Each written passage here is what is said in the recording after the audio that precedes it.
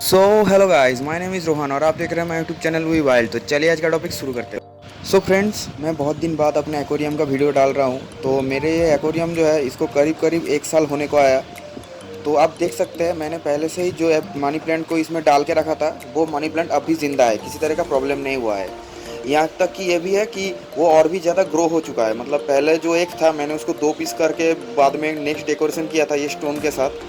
तो तब से लेकर आज तक देखिए किसी तरह का प्रॉब्लम नहीं आया। ये प्लांट भी जिंदा है। पर एक बुरी बात हो गई, जो मेरा जो पहले का जो बेटा फिश था वो इस सर्दी में जो सर्दी जो रिसेंटली गया उस सर्दी में मर गया। मतलब वो सर्वाइव नहीं कर पाया, क्योंकि मैंने क्या किया था, मैंने हीटर नहीं लगाया था। मैंने सोचा था शायद प्लांट मर जाएंगे या फिर शायद बेटा फिश इतना स्ट्रांग है कि वो इस सर्दी को सह लेगा। पर मेरा बेटा फिश बुरा हुआ उसके साथ कि वो इस सर्दी को सह नहीं पाया। तो इसलिए उसके लिए मेरा बेटा फिश एक्सपायर कर गया।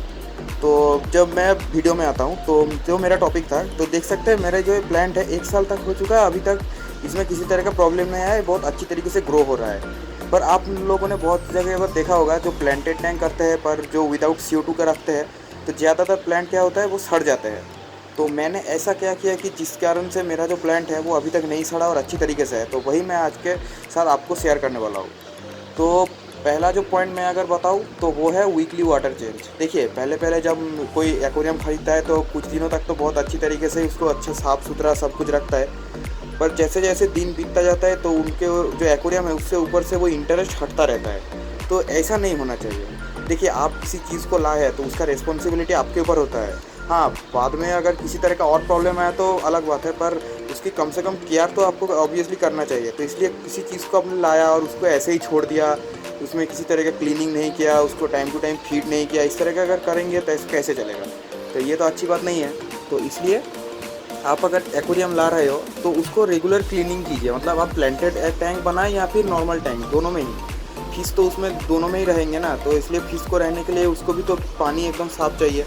तो इसलिए कम से कम वीक, अगर आप 2-3 दिन में अगर प्लांटेड टैंक करना चाहते हो विदाउट CO2 में, तो 2-3 दिन में आपको तो एक बार ऑब्वियसली पानी बदलना ही पड़ेगा। अगर आप फुल्ली जो वाटर का जो प्लांट्स होता है, मतलब अमेज़न या फिर इस तरह का जो और भी जो प्लांटेड जो होता है, मतलब प्लांटेड एक्वेरियम में जो प्लांट लगाता है, तो वो अगर लगाएंगे तो आपको ऑब्वियसली रेगुलर वाटर चेंज करना पड़ेगा। और सबसे बड़ी बात है, आपको प्लांट भी अच्छे प्लांट सिलेक्शन करना पड़ेगा। मतलब कुछ प्लांट ऐसे भी होते हैं जो हो सकता है विदाउट CO2 का बचता ही नहीं है। तो ये आपको रिसर्च कर लेना है कि कौन सा ऐसा प्लांट है जो कम CO2 में भी चल जाता है।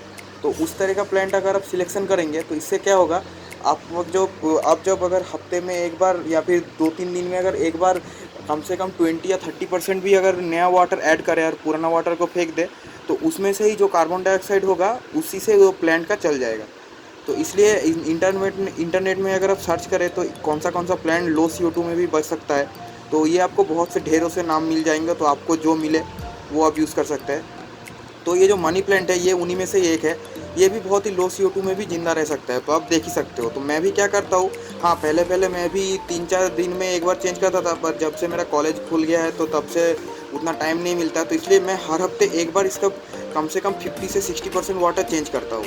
तो इससे क्या होता है, इसमें कोई जो कार्बन डाइऑक्साइड का क्वांटिटी वो अच्छा रहता है और फिशेस को भी किसी तरह का प्रॉब्लम नहीं होता और प्लांट भी अच्छा रहता है। और नेक्स्ट पॉइंट में अगर आऊँ फिश के ऊपर, तो देखिए अगर विदाउट CO2 का प्लांटेड टैंक बनाना चाहते हैं तो आपको कोशिश करना पड़ेगा वो ज़्यादा से ज़्यादा क्लीन रहे। मतलब ज़्यादा उसमें उसके अंदर ज़्यादा मतलब जो गंदगी है वो क्रिएट ना हो, क्योंकि अगर ज़्यादा गंदगी क्रिएट होगा तो इससे प्लांट सड़ना शुरू हो जाएगा।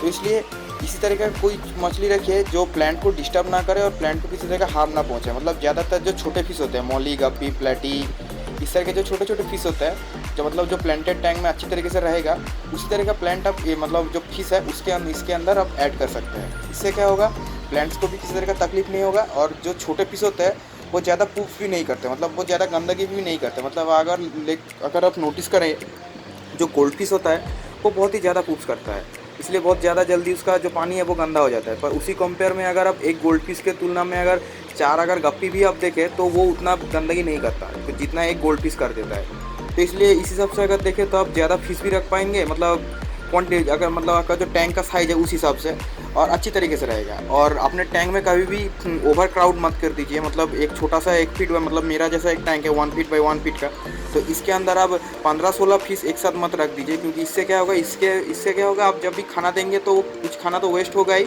उससे भी अमोनिया ज़्यादा क्रिएट होगा, और जो फिश जो पुप्स करेगा उससे भी ज़्यादा अमोनिया क्रिएट होगा। और ये जो है जितना सारा अमोनिया हो सकता है वो प्लांट्स ब्रेक डाउन ना कर पाए, तो इसके लिए भी वो प्लांट मर सकता है। तो इस बात का भी आपको ध्यान रखना है कि जो फिश आप सिलेक्ट करेंगे वो एकदम अच्छे फिश होना चाहिए, और वो ज़्यादा गंदगी ना करे, और प्लांट को भी किसी तरह का हार्म ना पहुँचाए। और तीसरा जो फैक्टर है वो जो ज़्यादा काम करता है, मतलब ये ज़्यादातर गर्मी में ही काम होता है, वो है टेम्परेचर। देखिए, अगर सर्दी की बात करें तो सर्दी में बहुत ठंडे में भी जो प्लांट्स होते हैं वो इजीली सर्वाइव कर जाते हैं, क्योंकि उनमें इतना कैपेबिलिटी होता है कि वो ज़्यादा ठंडी को सहन कर ले। पर फिश में कभी कभार ऐसा नहीं होता है, जैसे मेरा बेटा फिश भी सर्दी में एक्सपायर हो गया। तो पर अगर गर्मी की बात करें तो इसमें क्या होता है, फिश सर्वाइव कर जाता है, पर ज़्यादा टेम्परेचर बढ़ जाने से प्लांट सर्वाइव नहीं कर पाता। आप बहुत से प्लांटेड टैंक, मतलब जो लोग ज़्यादा अच्छी तरह से केयर नहीं कर पा, आप देखे होंगे जो गर्मी के टाइम ही उसमें से ज़्यादा का ज़्यादा जो पेड़ होता है वो सड़ जाता है। हाँ, तो इसी बात को आपको भी ध्यान रखना है कि आप अगर एक पहले तो आपने सिलेक्शन कर लिया ऐसा कुछ प्लांट्स जो लो CO2 में भी जिंदा रह सकते हैं, उसके बाद आपको इसी को एक ऐसे पर्टिकुलर पॉइंट में अपने एक्वेरियम को रखना है जिधर ज़्यादा हीट ना आए, मतलब डायरेक्ट सनलाइट ना आए, या फिर जो रूम में आप रख रहे हो वो ज़्यादा गर्मी ना हो। तो इसी तरह का आपको कुछ बंदोबस्त करके रखना पड़ेगा, जिससे कि जो पानी है उसका टेम्परेचर मेंटेन रहे। और कोशिश करना हर मतलब हर दिन अगर चाहे तो आप उसका जो पानी का टेम्परेचर है वो भी आप चेक कर सकते हो, मतलब एक थर्मोमीटर यूज़ कर सकते हो, या फिर पानी में हाथ डाल के भी आप समझ सकते हो कि पानी ज़्यादा गर्म हो रहा है या फिर नहीं। अगर आपको लगे पानी ज़्यादा गर्म हो रहा है तो आप जो भीजा टॉवल होता है तो उसको भी अपने जो टैंक के ऊपर रख सकते हो। इससे क्या होगा, जो अंदर का पानी है वो ज़्यादा जल्दी हीट नहीं होगा।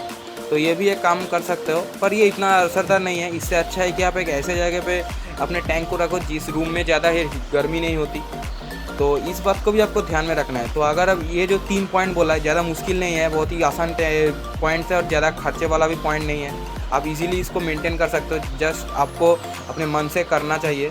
इसमें आपके अपने मन से अगर ऐसा लगे कि मुझे अपने जो प्लांटेड टैंक है मैंने जितना इतनी मुश्किल से बनाया है उसको अगर अच्छा रखना है, तो इन कुछ बातों का तो आपको ध्यान ऑब्वियसली रखना पड़ेगा, ये तो मैंडेटरी है। तो इसलिए इस सारे बात को आपको ध्यान में रखते हुए आज का हमारे वीडियो मैं ख़त्म करता हूँ। तो आशा करता हूँ आपने इस वीडियो से ज़रूर कुछ नया जाना और सीखा होगा, और कैसा लगा प्लीज़ कमेंट करना मत भूलिएगा। मैंने देखा है आप लोग कमेंट नहीं करते हो, इसलिए मुझे नया वीडियो बनाने का अच्छा टॉपिक नहीं मिलता है। तो आप प्लीज़ आप कमेंट कीजिए आपको किस तरह का प्रॉब्लम है, मैं कोशिश करूँगा उसका सलूशन निकालने के लिए। तो मिलते हैं एक नए दिन नए वीडियो के साथ। Thanks for watching.